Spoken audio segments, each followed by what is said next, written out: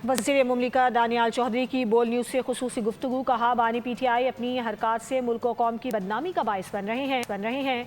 उनकी सियासत का महवर और मरकज़ उनकी अपनी ज़ात है, जिसके लिए वो मुल्क दुश्मन प्रोपेगेंडे अपनाने से भी दरेक नहीं करते।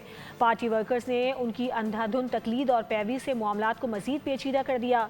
मुज़ाकरात की पेशकश के बावजूद उनका बेलचक रवैया मसाइल की जड़ है।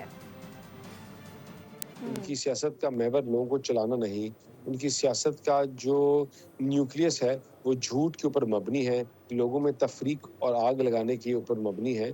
और इसलिए ये बहुत बुरी तरह जब ये बयानिया ये आज इस पॉइंट पे जब ये सामने आया है तो ये इनको बहुत बुरी तरह और एक्सपोज किया कि पाकिस्तान की आवाम के सामने भी आया कि किस तरह ये झूठ के ऊपर मबनी सियासत करते हैं, इदारों और पाकिस्तान के ख़िलाफ़ नफ़रत के बीज बोते हैं।